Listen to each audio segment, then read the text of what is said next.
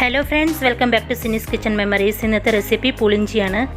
സദ്യയ്ക്കും മറ്റുള്ള വിശേഷങ്ങൾക്കൊക്കെ തയ്യാറാക്കുന്ന അതേ ടേസ്റ്റ് തന്നെയാണ് ഈ പുളിഞ്ചി തയ്യാറാക്കിയിരിക്കുന്നത്. അപ്പോൾ നമുക്ക് നോക്കാം ഈ പുളിഞ്ചി എങ്ങനെയാണ് തയ്യാറാക്കുന്നതെന്ന്. പുളിഞ്ചി തയ്യാറാക്കുന്നതിനായി ഒരു പാത്രത്തിലേക്ക് 25 ഗ്രാം വാളൻപുളി ഇട്ട് കൊടുക്കുക. ഇനി ഇതിലേക്ക് 2.5 കപ്പ് ചൂടുവെള്ളം ഒഴിച്ചു കൊടുക്കുക. ഇത് ചെറിയ ചൂടുള്ള വെള്ളമാണ്.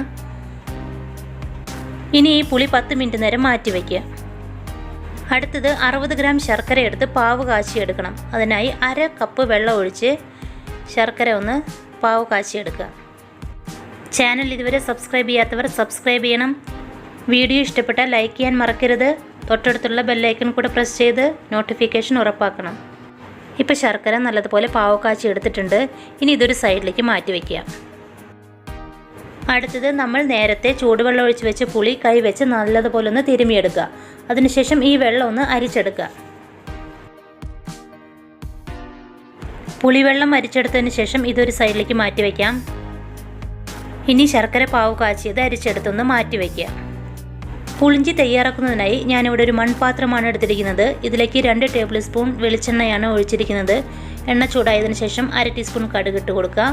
2 വറ്റൽമുളക് പൊട്ടിച്ചതിട്ട് കൊടുക്കുക. അല്പം കറിവേപ്പില, ചോപ്പ് ചെയ്തെടുത്ത 2 പച്ചമുളക്, ചോപ്പ് ചെയ്തെടുത്ത 1 കപ്പ് ഇഞ്ചി, ഇതെല്ലാം കൂടി ഇട്ട് കൊടുത്ത് നന്നായിട്ടൊന്ന് ഫ്രൈ ചെയ്തെടുക്കുക. ഇഞ്ചി ലൈറ്റ് ഗോൾഡൻ കളർ ആവുന്നത് വരെ ഒന്ന് വറുത്തെടുക്കുക. ഇപ്പോൾ ഗോൾഡൻ കളർ ആയിട്ടുണ്ട്. ഇനി ഇതിലേക്ക് മസാലപ്പൊടികൾ ആഡ് ചെയ്യാം.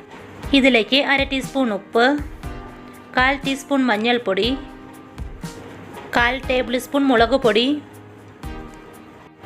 1/4 ടീസ്പൂൺ കായം പൊടി, 1/4 ടീസ്പൂൺ ഉലുവ വറുത്ത് പൊടിച്ചെടുത്തത്.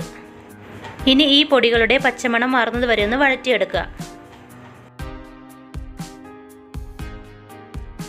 ഇനി ഇതിലേക്ക് നമ്മൾ നേരത്തെ തയ്യാറാക്കി വെച്ച പുളിവെള്ളം ഒഴിച്ചു കൊടുക്കുക. ഇത് ഹൈ ഫ്ലെയിമിൽ ഒന്ന് തിളപ്പിച്ചെടുക്കുക. അതിനുശേഷം ഇതിലേക്ക് ശർക്കര പാവ് കാച്ചിയത് ഒഴിച്ചു കൊടുക്കുക. ഇനി ഇത് ഹൈ ഫ്ലെയിമിൽ നല്ലതുപോലെ തിളപ്പിച്ചെടുക്കുക. ഇപ്പോൾ ഈ പുളിഞ്ചി നല്ല ലൂസായിട്ടാണ് ഇരിക്കുന്നത്. ഇത് തിളയ്ക്കും തോറും ഇതിൻ്റെ കൺസിസ്റ്റൻസി കുറച്ച് തിക്കായി വരും.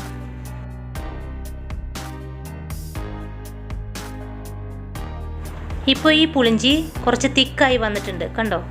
ഈ സ്റ്റേജിൽ ഫ്ലെയിം ഓഫ് ചെയ്യുക. ഇത് തണുക്കുമ്പോൾ കുറച്ചുകൂടെ തിക്കായി മാറും. അപ്പോൾ നമ്മുടെ പുളിഞ്ചി ഇവിടെ തയ്യാറായിട്ടുണ്ട്. ഇത് തണുത്തതിന് ശേഷം ഒരു ദിവസം കഴിഞ്ഞ് എയർ ടൈറ്റ് കണ്ടെയ്നറിലാക്കി ഫ്രിഡ്ജിൽ സൂക്ഷിക്കാം. ആവശ്യാനുസരണം ഉപയോഗിക്കാം. അപ്പോൾ വീഡിയോ കണ്ടതിന് ശേഷം എല്ലാവരും ലൈക്ക് ചെയ്യണം. ചാനൽ ആദ്യമായിട്ട് കാണുന്നവർ സബ്സ്ക്രൈബ് ചെയ്യണം. നിങ്ങളുടെ അഭിപ്രായങ്ങൾ കമൻറ്റായി രേഖപ്പെടുത്താൻ മറക്കരുത്. താങ്ക്